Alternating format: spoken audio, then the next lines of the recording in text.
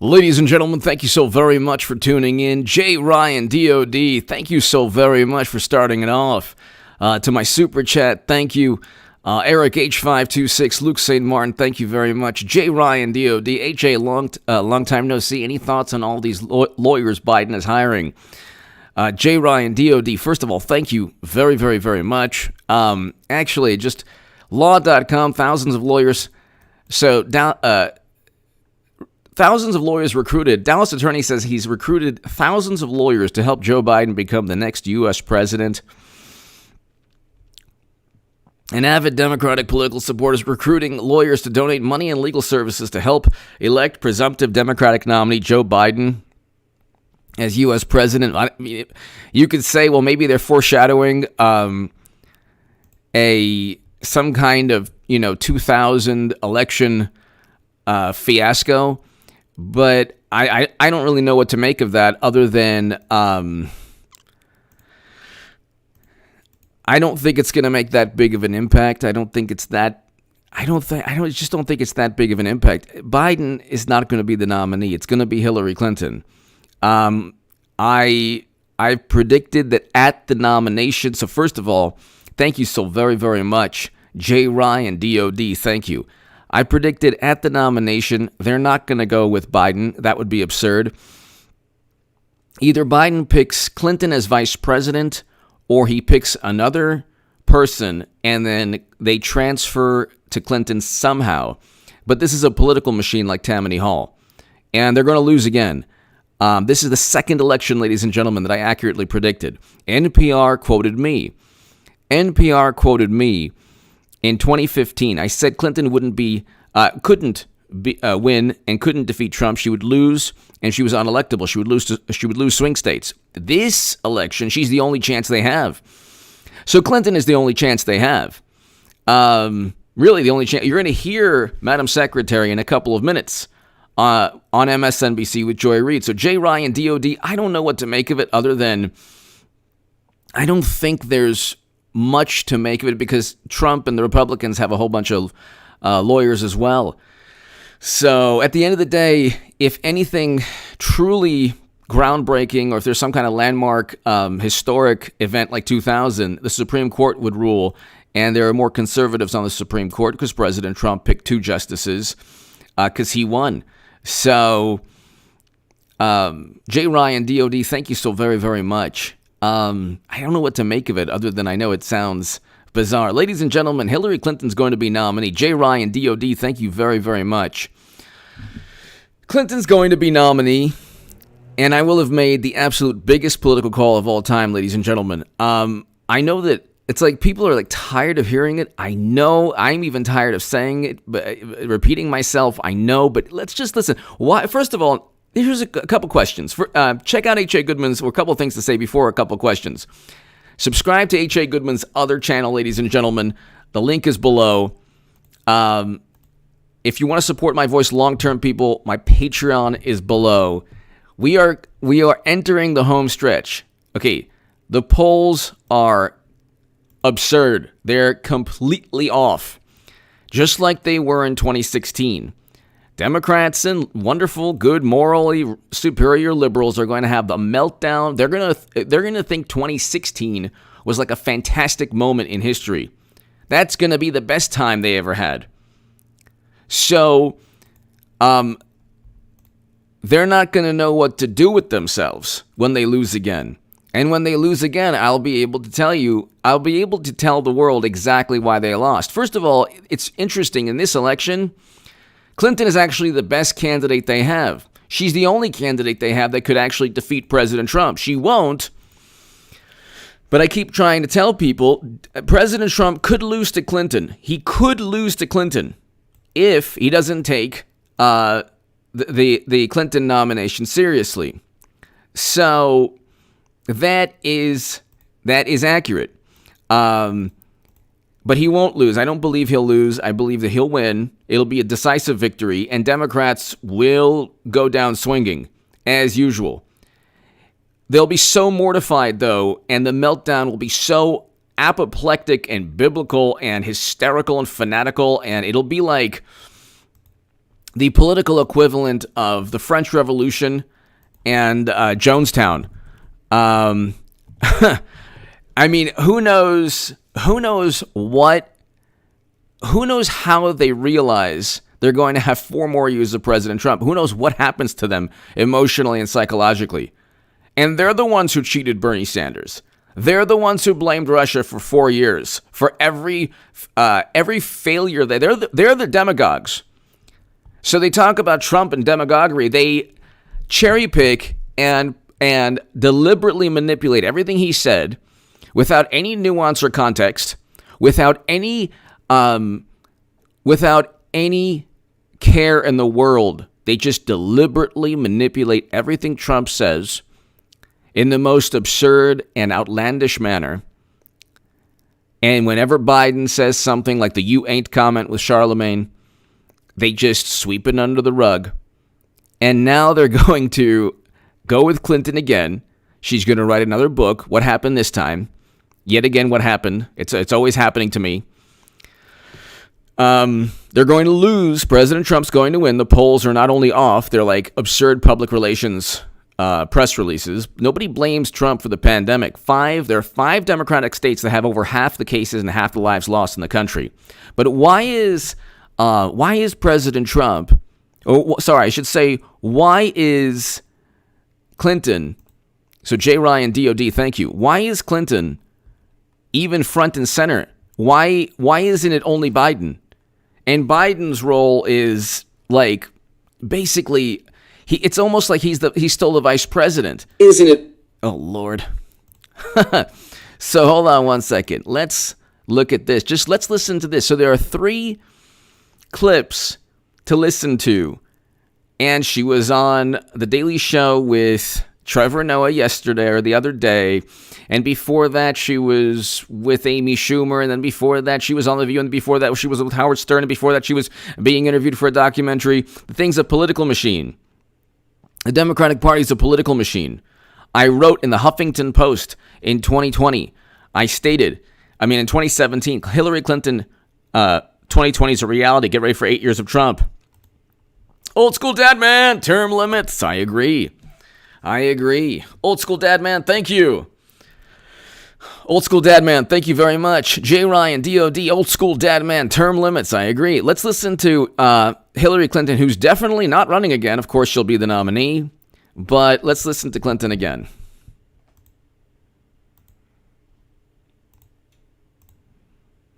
Russia, if you're listening, I hope you're able to find the 30,000 emails that are missing. So this is about wedding planning and yoga. So the emails that Clinton deleted without government oversight, that had her attorneys delete, they were about yoga and wedding planning. They did not contain classified information. Want to know how we know? Because her attorneys decided what was classified and what wasn't. The United States government never looked at the emails. Then we, of course, really quickly, we have John Kasich speaking at the Democratic. This is hilarious. New York Post, John Kasich. John Kasich will speak in support of Joe Biden and Democratic. No, he'll speak in support of Hillary Clinton. It ain't going to be Joe Biden. It's not going to be Joe Biden.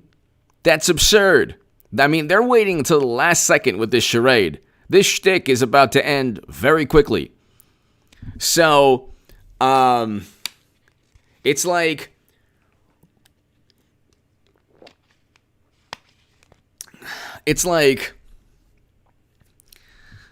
you have this very sad, pathetic groupthink. And Democrats, well, even John Kasich is now speaking at the Democratic convention. Like, nobody even really... That's exactly why. That is exactly why Clinton and Biden wouldn't even get the popular vote. But that's exactly why when Clinton becomes nominee at the convention, because they're not going to waste... Look, she could still be the first female president. She could still possibly defeat Trump. If President Trump retweets something that he shouldn't, or gets into a social media beef, they're going to try to make him fall into traps. He can't do that. But they're going to lose again. I've been saying they're going to lose for 4 years. The polls are complete nonsense, even worse than they were in 2016. And the only reason they were even close in the popular vote is because Gary Johnson took 4.5 million votes away from Trump. Now you have, not only that, you have Democrats that are not going to outspend Trump 2-1, and he's the incumbent. And Professor Norpoth of Stony Brook says that Trump has a 91% chance of re-election. They're done as a political party. Clinton is the only chance they have. She's the best candidate, technically, that they have. But she'll lose again, and she'll say, look, it was Putin, Kanye, Putin. And,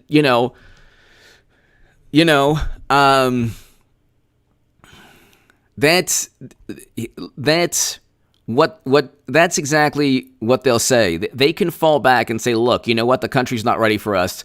It's not our fault. It's the country's fault. But they're still at 2016. Trump told Russia to try to find Clinton's emails. Well, that's not even national security. What is national security? So then Clinton on MSNBC a couple of months back said, China, if you're listening, try to get Trump's tax returns, which the IRS, the United States government, has. So there you go. So what was she even trying to say there? But then they go into, then Bernie Sanders like, Russia, if you're listening, I don't want your help. I don't want your help, Russia. So they're all over the place. There is no chance that Biden is going to be on that ballot against President Trump, okay? Biden looks and acts like an exhumed body, all right? The 19th Amendment was about women, giving women the right to vote, not exhumed bodies or cadavers. He looks like a cadaver that got Botox and plastic surgery. He looks like Rip Van Winkle's nightmare. So there's no chance that they're going to go with Biden. The whole thing's a charade anyway. They cheated Bernie Sanders again. Bernie Sanders is like, okay with it. Oh, yeah, that's too bad what happened to me in Iowa. I got $1 for a small favor to ask of you. If you have can you spare a dime? $1. How's that? How's $1? So here's Clinton, and God bless her. I want her to run every 4 years. At least she's honest. Like, I have more respect for Hillary Clinton than I do for Bernie Sanders, because at least she's honest in her quest, unmitigated, unbridled quest for political power. At least she's honest. At least she's honest. In a very Clintonian way. What you mean by honest is that we're so honest in our duplicity and disingenuous nature. You know that we're going to bend the truth, so that means we're honest. Here, this is Clinton. Today, why did Michael Dukakis show up at every Al Gore event? No. Did Al Gore show up at every John Kerry event? No. Did John Kerry show up at every event for President Obama before he became president? No. Why do you think Clinton is their front and center all the time? Because she's going to be nominee, and I am the only person in 33 million YouTube channels to tell you that from day one. And I will have been light years ahead of Todd Rubel. Put a video of Joe. Yes, I think that was for, I forgot exactly what it was for, but see that whole, whether it was, I don't know what he was reading. Todd, I don't know what he was reading, but I don't think it was in a disparaging, I don't think that he was reading something where it was part of the text. I don't know what was either testimony or somebody or something recorded. I'm not exactly sure what he was reading. But of course, in this day and age, everything is, you can't even read that, even if it's within a congressional, I don't exactly know why he did, but there's a million things. There's a million things. Todd, thank you very much. There's a million things we can go and, Luke St. Martin, thank you. Eric H526, thank you. There's a million different There's like a million different things that he's done over the years that have been with intent to be like either a joke or some kind of like offensive statement that he's made, or the crime bill. We can go on forever. Or, I mean, the Charlemagne comment, the "you ain't" comment was like, if you have a problem choosing who you're for, I mean, that's like unbelievable. Todd, thank you. Todd, thank you. Rhett Lindsay. It seems you are very calm at the current state of the union. Brett Weinstein feels we are on the verge of. We're not on the verge of that at all. Rhett, we're not on the verge of that at all, and here's why. Red Lindsay, if we had social media in 1968,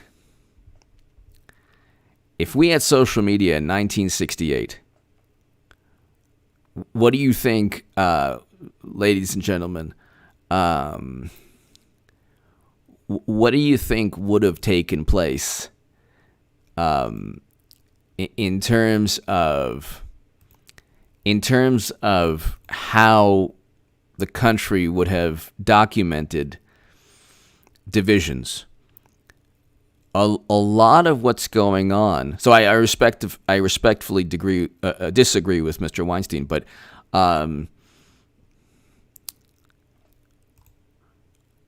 there's no way that we're going to have some kind of protracted military confrontation in the country. No way at all. First of all, the majority of people who are armed are support President Trump and and are conservatives or progressives who became Trump supporters like myself. But more importantly, before we get to that's a really, really interesting,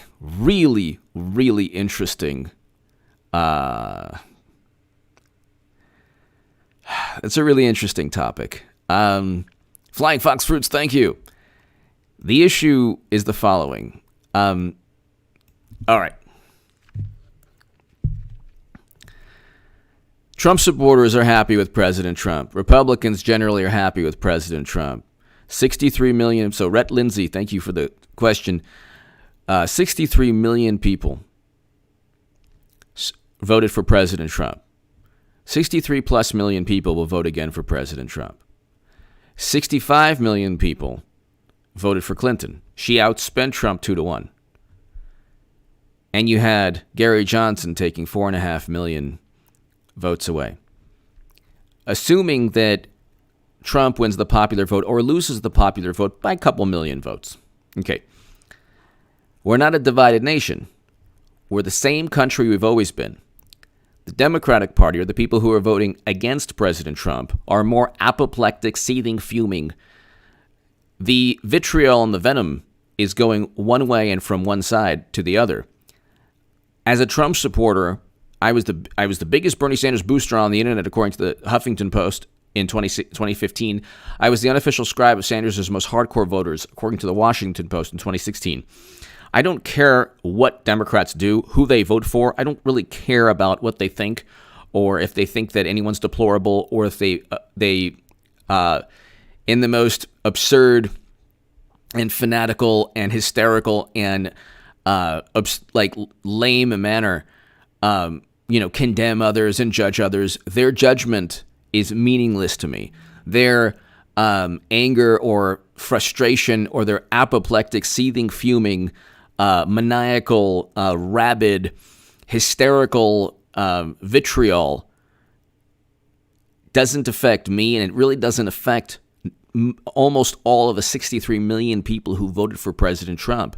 The only difference between today and any other time period in U.S. history, the only difference is that Democrats get to vent their rage and their anger and their frustration.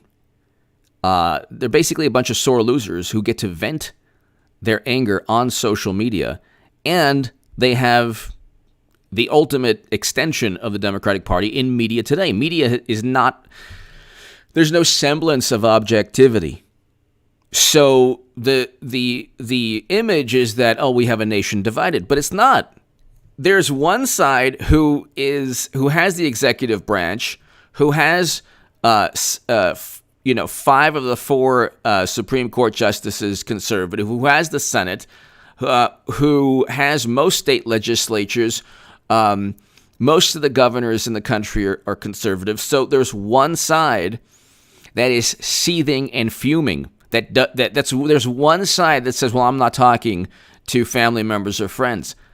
Do you think Trump supporters don't talk to Clinton supporters? No. So Rhett, that's a great point, but you have to, Paul, thank you. You have to ask yourself, are we really are we more divided than ever, or are there more platforms to show how upset the losing side is? So we didn't have Twitter or Facebook or social media and the media was less biased, infinitely less biased, even 8 years ago or 12 years ago.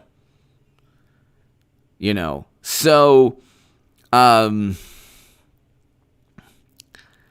don't think we're anywhere close to. I mean, that's a very interesting topic. Agent Pepsi won! H.A., you're wrong about the 2016 election. Dems are upset that they lost an election they rigged for Hillary, and it was total rejection of Obama's policies. Yes, I mean, to a great extent it was. Are you referring to when I don't know exactly, though, Agent Pepsi won. I don't know exactly, John, thank you, what I'm wrong about. Are you referring to when I say that Bernie Sanders would have won? I think that at that moment, yes, Bernie Sanders would have won. Had the Democratic Party and media been, the same type of, acted in the same manner as they did in other elections. Thank God Bernie Sanders didn't win. We have a president who is now removing soldiers from never-ending conflict and counterinsurgency quagmires. So we signed a deal in Afghanistan. See, to bring home Americans. This is what I want. This is why I love President Trump. He's also going up against corrupt intelligence officials. But see, the thing is, like, Luke St. Martin, thank you. Eric H526. But no, Agent Pepsi, I agree with you that it was a rebuke of President Obama's foreign policy. Absolutely. Libya is one example, the greatest example. There are human beings being bought and sold because of the wonderful smart power of Democrats. But we're gonna listen right now to Clinton. But ladies and gentlemen, so Agent Pepsi 1, thank you. That's what Rhett Lindsay brought up. We're not close to any. The country is not as divided as people think it is. Okay, the country is not as divided as people think it is. The only difference is that people who lost the election are now judging President Trump by standards they don't use with Hillary or Bill or President Obama. They don't talk about Bill Clinton's character, but they talk about Trump's character, when Trump has actually had a much better character than Bill Clinton ever had. Clinton has sold, both of the Clintons have sold their souls just to acquire fame, money, and political influence. Trump had all of those things. He had fame and money, and he built, he's a billionaire because he's a businessman, and he never needed anyone's support to make money. He just made money from real estate, and then he went to Hollywood. He's worth billions in terms of net worth. So the Clintons are worth over $100 million, but that's because let's just say, really wonderful connections. Okay, Trump never sold access or himself, or he didn't speaking fees. Let's just put it that way. Mr. Falcon Lamb, John Kasich will eat 50 bratwursts in 5 minutes on a webcam. Kobayashi. Mr. Falcon Lamb, thank you. John Kasich, that's hilarious. Only John Kasich, only Democrats would be like, oh yeah, this is so great. John Kasich is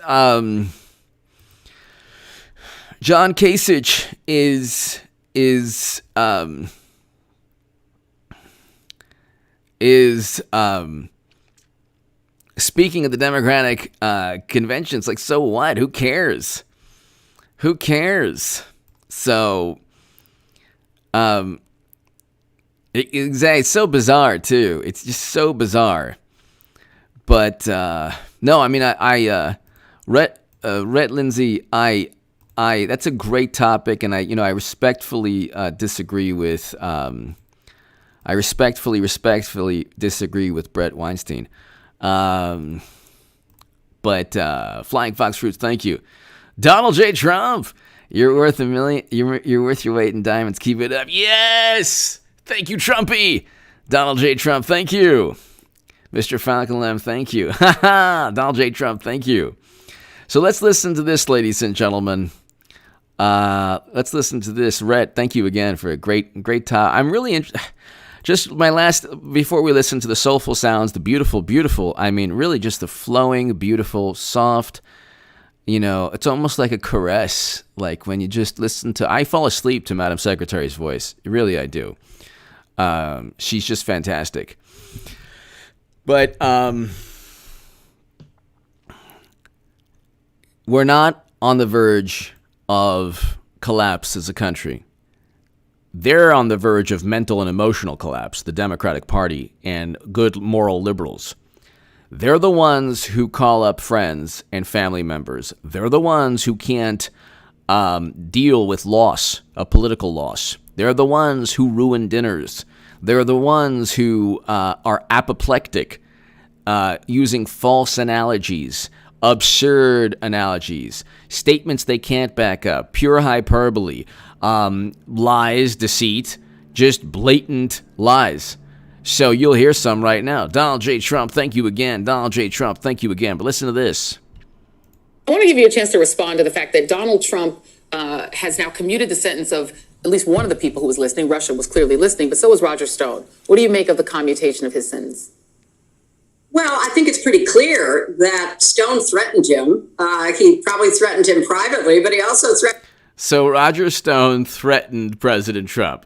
So they didn't get Roger Stone or anyone.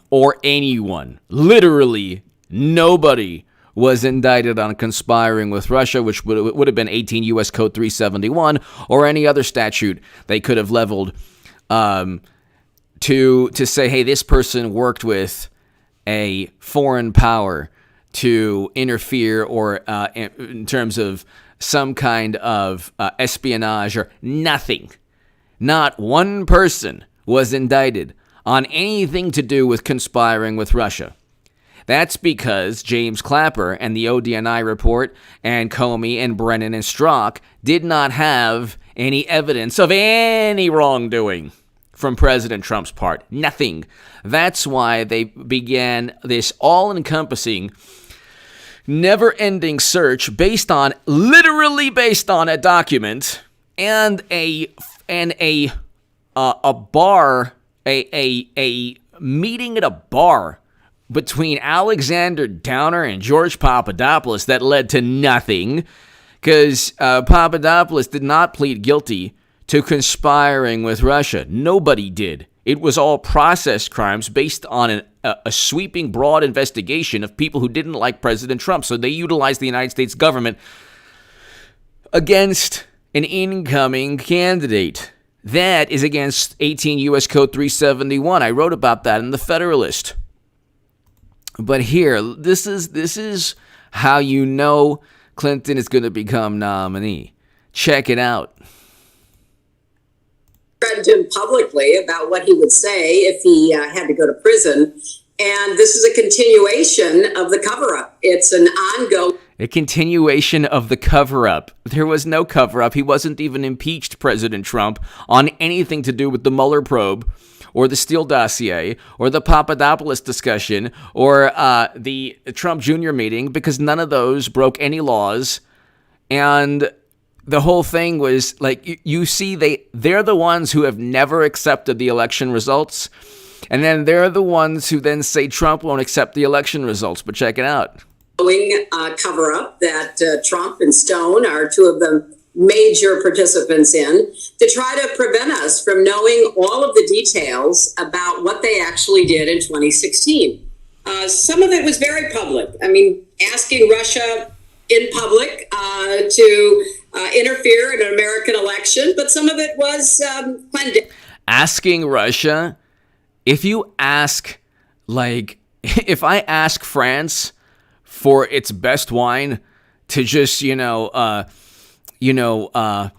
Macron, please go ahead and give me, send me your best wine. Does that mean that the French president is going to just go ahead and what does that mean? Do I get like a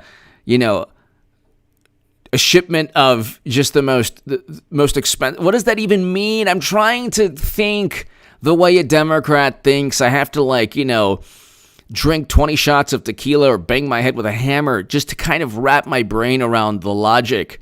What is it that... So Trump said, oh, Russia, if you're listening, we want Clinton's deleted yoga emails. Yoga emails. How is that national security? But also, it's not... if you say something like something so absurd, do you think another country takes you seriously? Like, oh, well, we're going to look now and we're going to hack the DNC because Trump has given us the green light. But anyway. Destin, behind the scenes, sending messages, the kinds of things that we know about, and I think much more.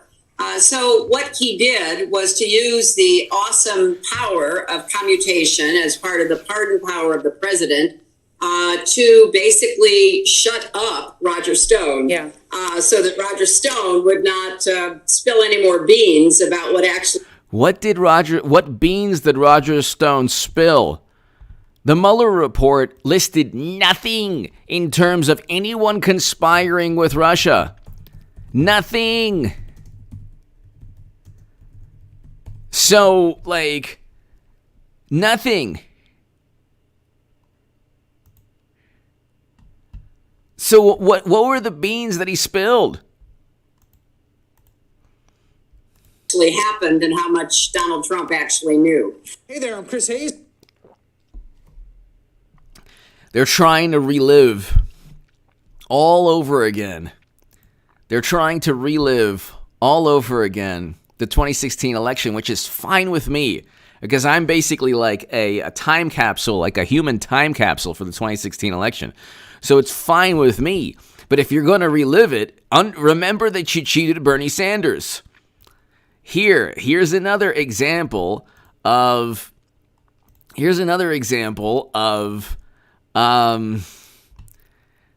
Clinton just today. She's going to be the nominee, people, and the people who think that this is something I don't get. They cheated Bernie Sanders in 2016.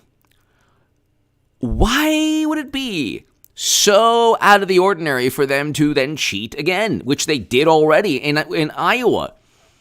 But here.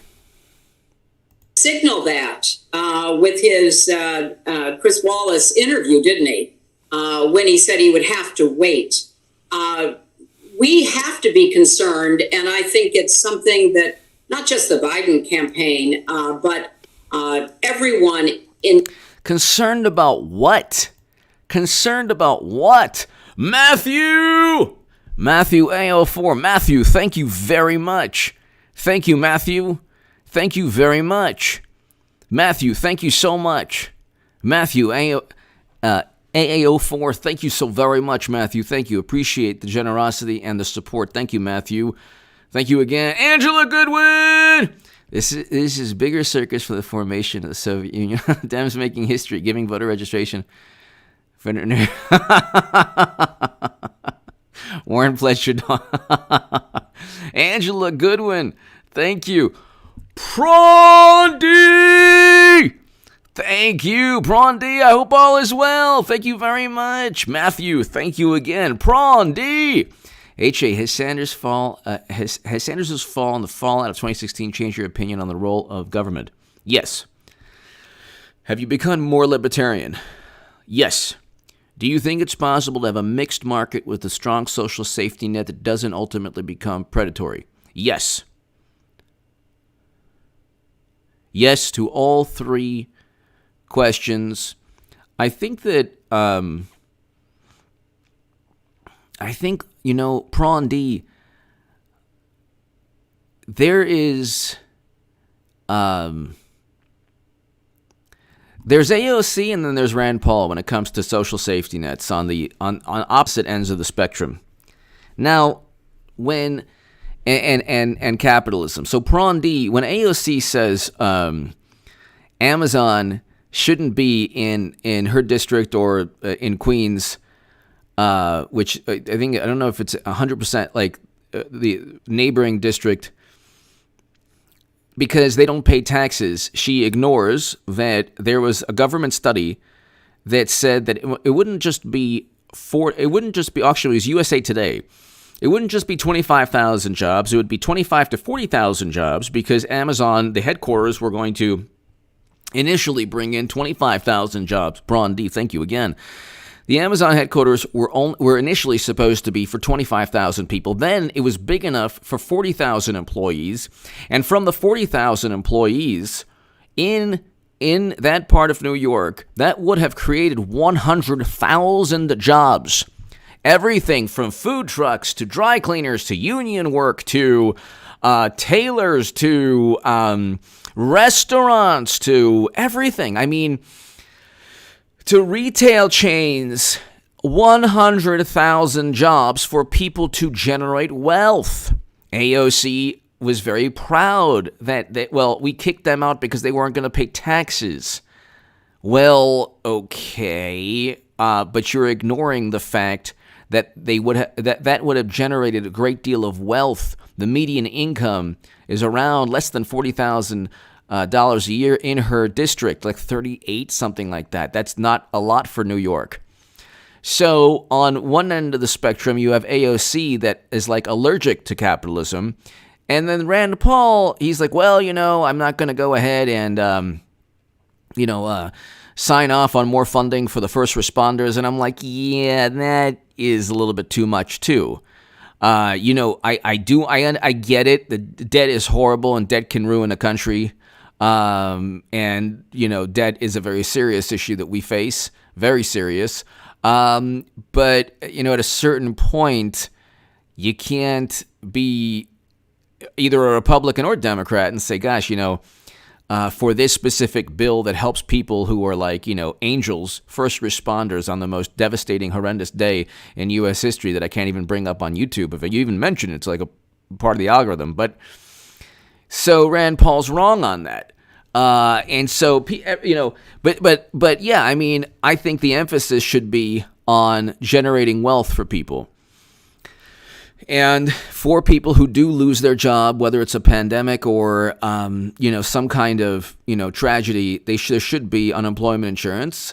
There should be social safety nets, social security. It should be a safety net for people who live in areas where there are no jobs. But areas where there are no jobs, there should be an emphasis on bringing factories or bringing, headquarters, Amazon headquarters to those locations. So I'm a libertarian in terms of the Second Amendment, in terms of freedom of speech. And, the libertarians of today used to be the liberals of the 70s and 80s and early 90s, or actually 90s. The role of government, I think, the Democratic Party it's not part of government. So the fact that foreign policy should never have been influenced by the DNC allegedly being hacked, or the DNC being hacked, let's say. The DNC is a private entity. Private entities shouldn't influence U.S. foreign policy, especially not the DNC. But, I mean, Comey, you have a person like James Comey. I believed in the FBI. Like, I believed, and there are segments that I did in 2015, Prawn D, 2016, where I'm like, please FBI,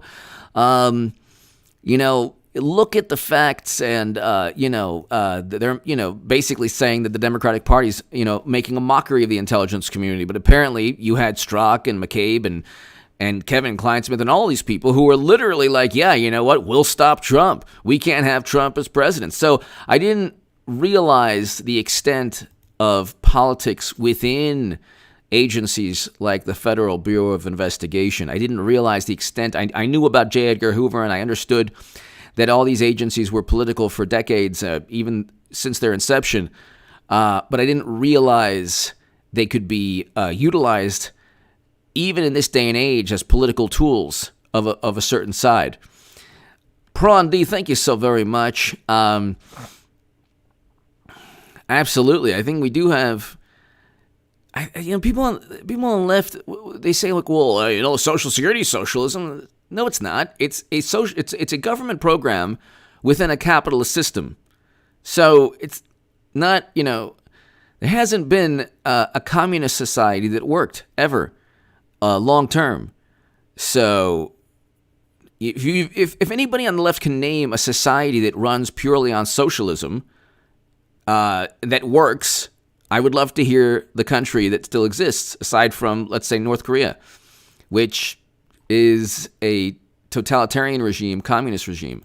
So, Prawn D, thank you. Prawn D, thank you very much. Thank you very, very much. Greatly appreciated, as always, Prawn D. Angela Goodwin. AOC projected my part. She does not pay taxes, so no one else does. There you go. There you go. Angela Goodwin. She probably uses Amazon a whole lot, which would be hilarious.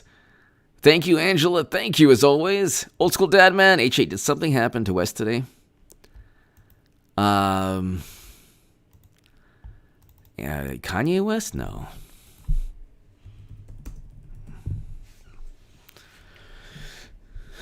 Kanye West deletes tweet saying Vogue editor initially disagreed with Gap deal. Kanye West posts bizarre Twitter rant. Kim tried to bring a doctor. Wait, that was yesterday.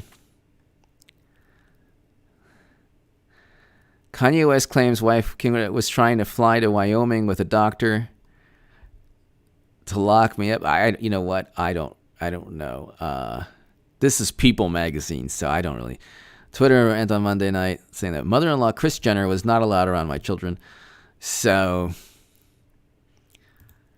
maybe there are people who are unhappy with his presidential run. He's running, and he'll be a big factor, huge factor this election. Old School Dad Man, thank you.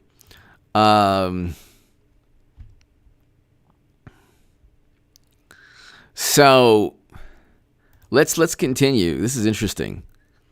Prawn D, thank you again. Thank you again. In any position of responsibility on both sides of the political divide have to begin preparing for, and here's what I think that means. We need to shore up our electoral security. We need to make it possible for people to vote. So the votes were not altered. The intelligence community stated no votes were altered. So what's the problem? Because when people say, well, Clinton won fair and square, no votes were altered. She just got more votes than Bernie.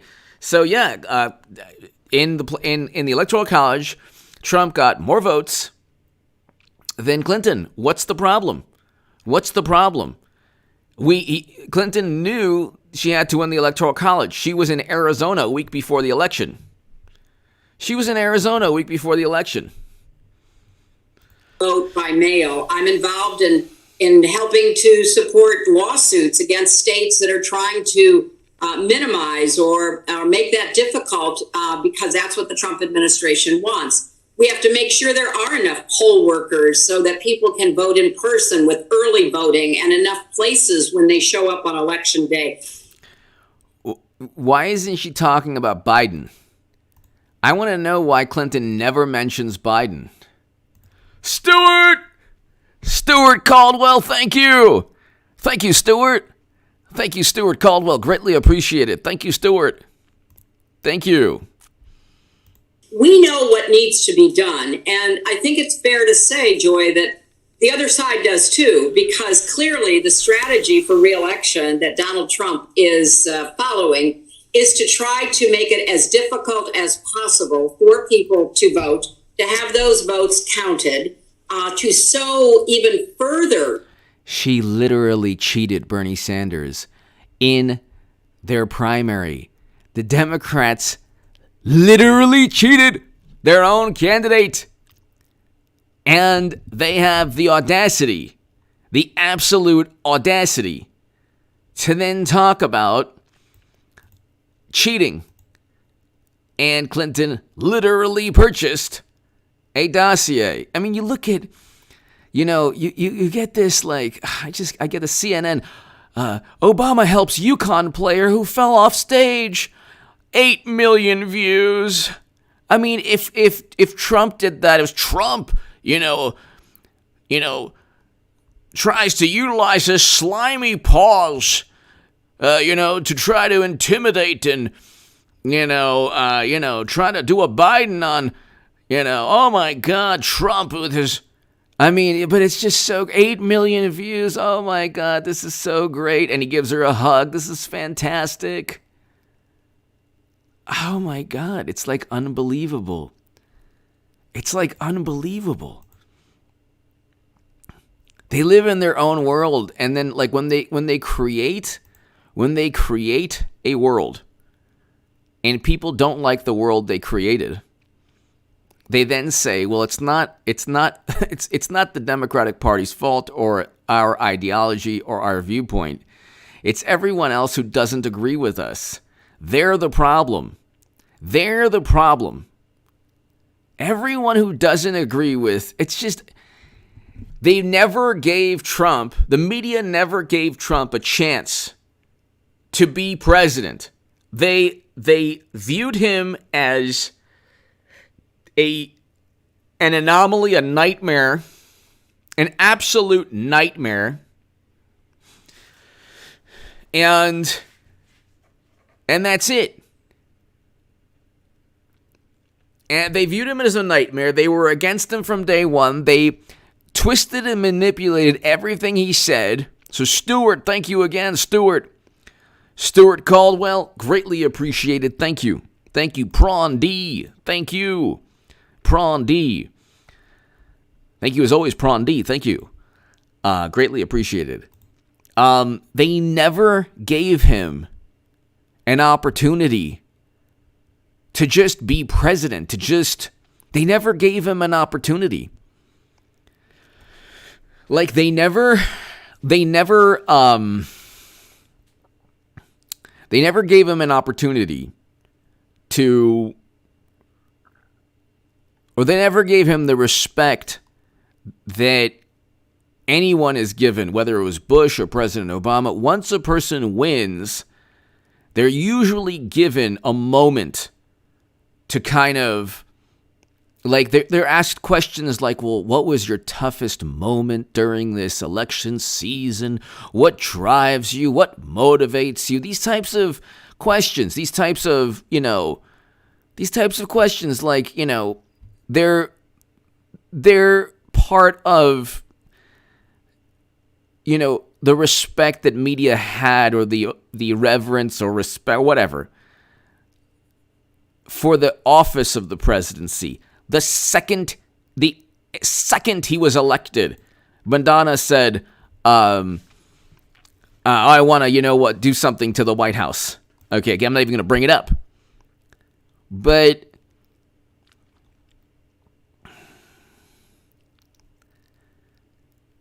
it's like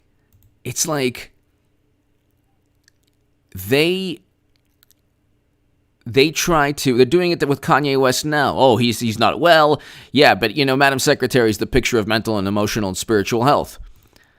So, I mean, they do it? They didn't. They never allowed him when it was Bush or President Obama. Oh my God, they visited a pizza parlor. Oh my God, they never did that with Trump. And It's like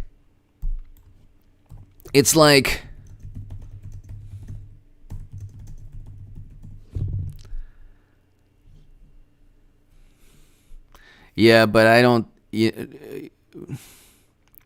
I see that Congress moves to block the troop withdrawal.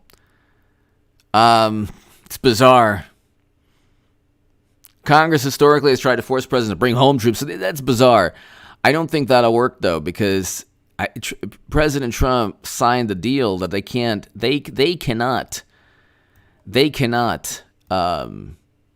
I don't believe that Congress can force Americans to stay, because they have to declare a war if that's the case. So I think President Trump could either utilize the AUMF to bring home Americans, which is, or I don't know if that's what he would utilize. I don't think that deal that he signed. Thank you. I appreciate that. That deal that he signed, I don't think and so you see exactly why I like President Trump, because Congress wants to keep Americans there, turning an old tactic upside down. So they're going to lose the election, and it's going to be with Clinton's going to lose again. No, I think that there's no way that they can do that, especially before the election. Like, what are they going to say? I think it was the removal of Germany, not keeping Americans in Afghanistan, which is what Trump is doing. But let's just finish this. Distrust in our electoral system to be in a position, if he does get repudiated on election day, to say, well, I'm not sure it was fair, and to try to drag the process out. So I take his veiled threat. That's exactly what Democrats did. They had an intelligence apparatus that was run by people who didn't like Trump. They utilized the United States government against Trump. We have text messages. We have basically an admission, like admissions of guilt. William Barr and John Durham know everything. And this is a last attempt. Hillary Clinton is going to be nominee. And if Trump does not take her seriously, she'll become president. She could easily become president. She has the enthusiasm among a core base of voters. And they'll say, look, we might not like her personality, but you know what? I'd rather have her than Trump. And this whole thing with Biden is the biggest public relations stunt, the most absurd and ludicrous, blatant, most overt public relations stunt of all time. Of all time. So, I mean, you have a situation where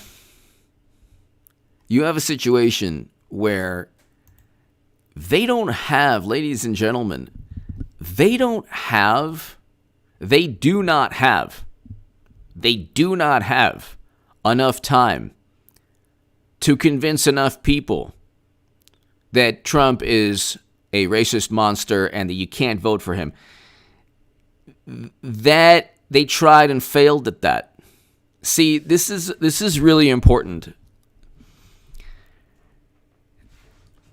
Every argument they've made, every single argument they've made, almost every single argument they've made about Trump, that's a lasting argument or allegation or has been an appeal to authority.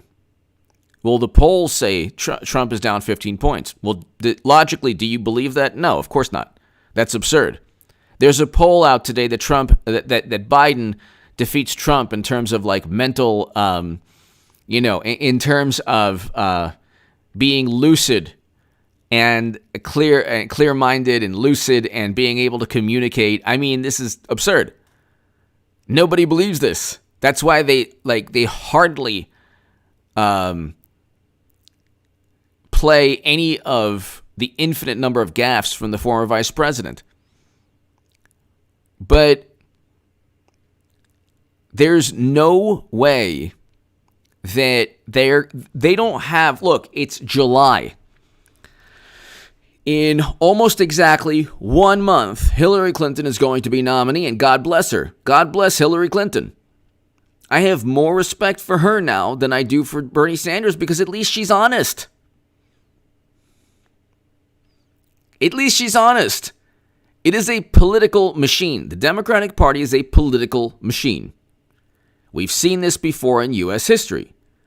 The difference, though, is that Democrats today, they have the legal graft, like you played ball, so you can go ahead and get a literary agent, and we'll get your book going.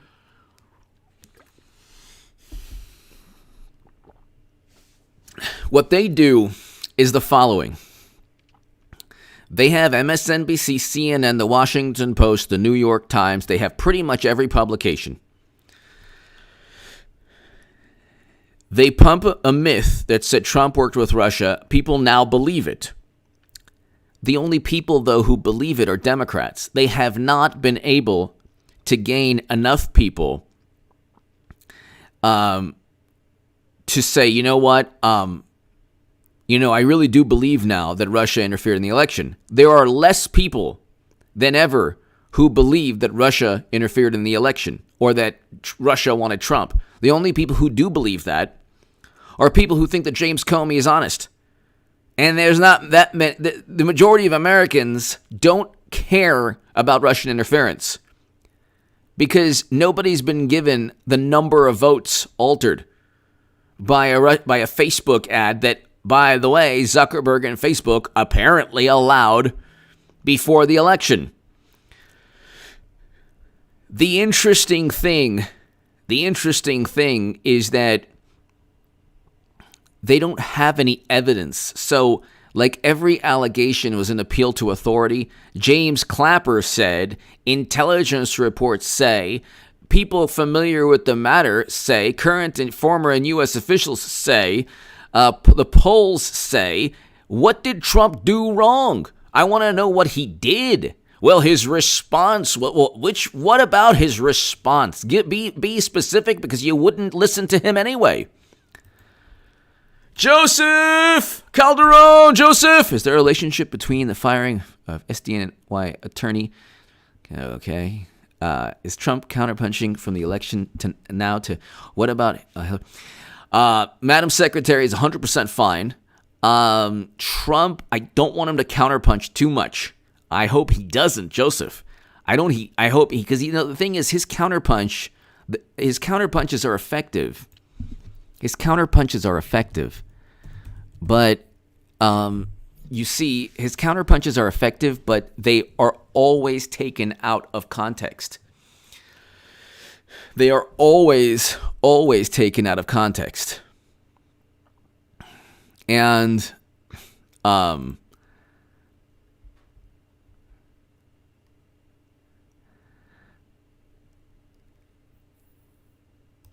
they're always taken out of context. You see, Joseph, I really, really hope he doesn't counterpunch. He has to simply focus on and this is something, I will say this, and Joseph and everybody here, he has not done enough to communicate. The president and his campaign have not done enough to communicate to the public their achievements. He needs to talk about the record low unemployment prior to the pandemic. He needs to talk about the V-shaped recovery that we're almost going to get if it wasn't for, if it's not for states, basically shutting down again. I mean, we would have had a V-shaped recovery. We're kind of on the way to that, kind of. But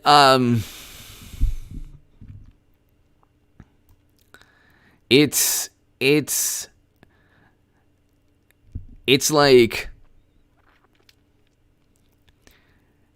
I don't want him to counterpunch. So, because the thing is, the next 4 months can't be about Democrats creating a subtext, creating subtext pertaining to Trump's words. That cannot happen. That cannot happen. They can't happen. So it just can't happen.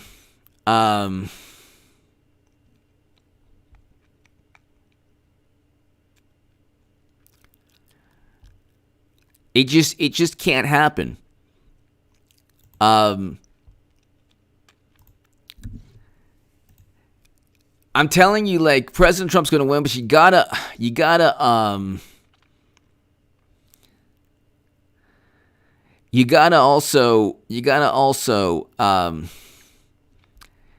also understand that right now he needs to communicate achievements.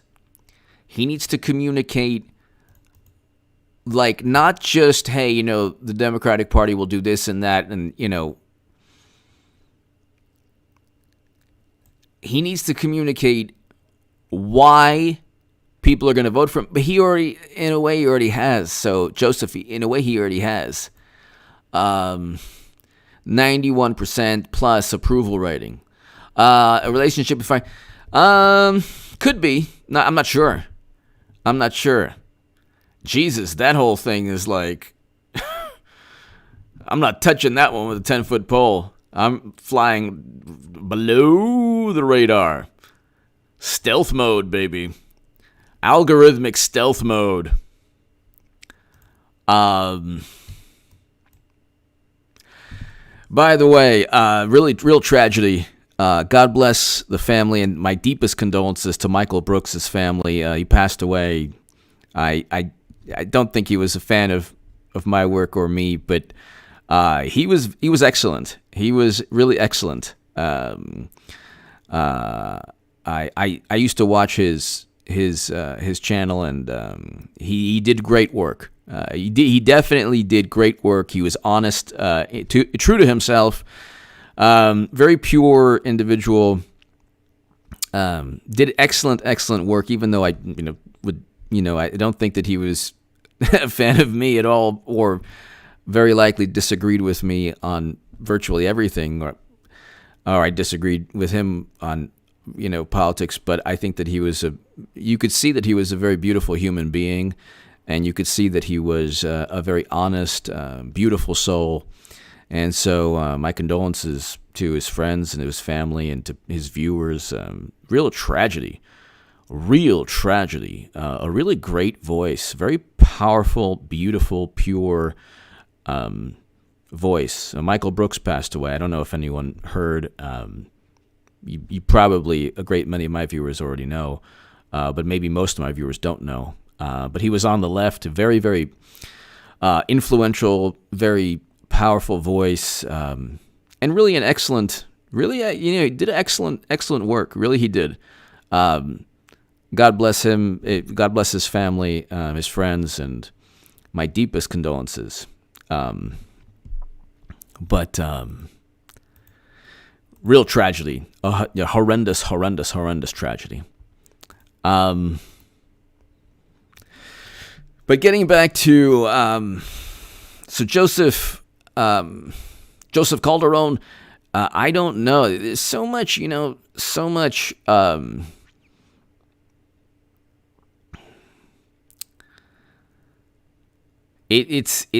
there's so much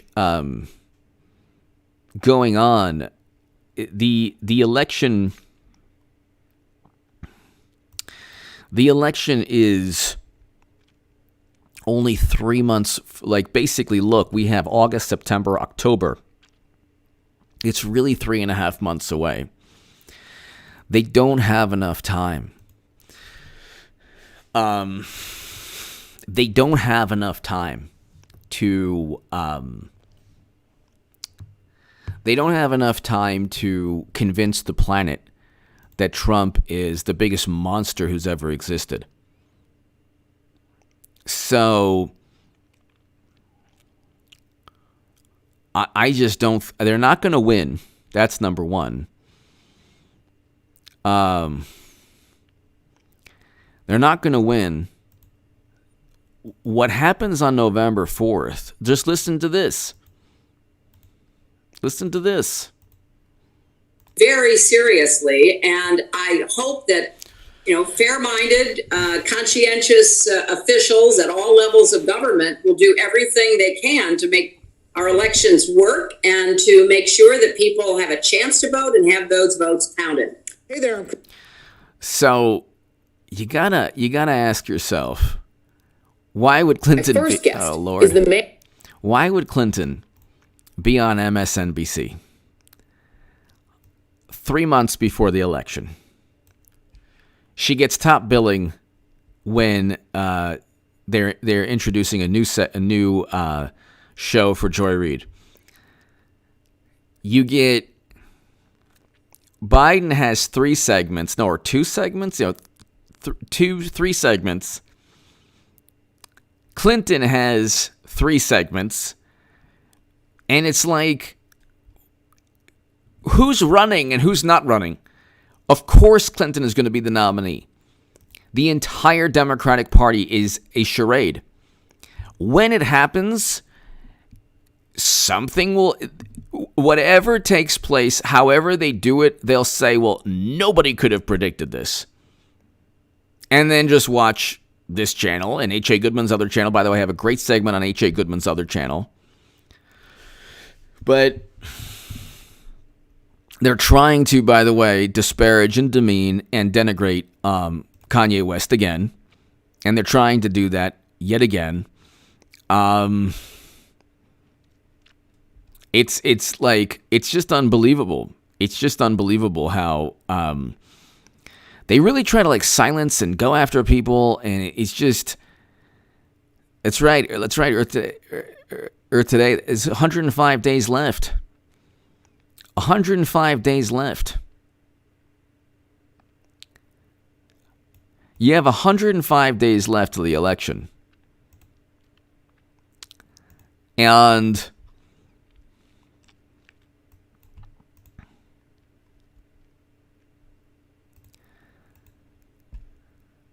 you have 105 days left until the election. And they just don't have enough time. They don't have enough time.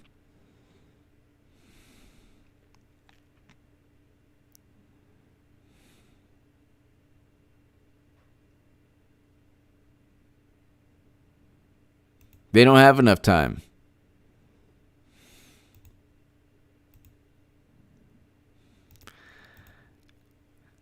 It would take a lot more time because the enthusiasm is on the Trump supporter side.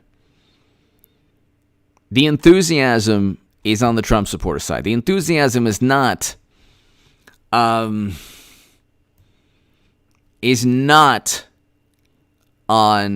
the Democratic Party side. Absolutely not. Absolutely not. So that's another huge issue. Now, ladies and gentlemen, I will be back a little later on, about a couple of hours or so. Be here in about a couple of hours, ladies and gentlemen. I will be back, and it's happening, people. It is happening. Check out H.A. Goodman's other channel right now. I have a great segment on there.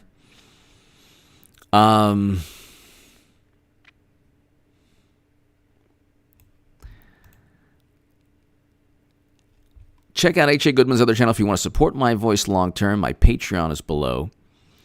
And ladies and gentlemen, it's happening. You're going to see Madam Secretary, and God bless her, a lot more often. A lot more often. Because she's going to be nominee. And I will have made the biggest political call of all time. Ladies and gentlemen, thank you. I'll see you very soon. Be here in a couple of hours, everyone. Be here in a couple of hours. I'll see you soon. Thanks, everybody. To my super chat, Prawn D, everyone here, thank you so very, very much. You helped me do these live streams. You really. So thank you. Be here in a couple hours, everyone. Eric H526, Luke St. Martin, thank you.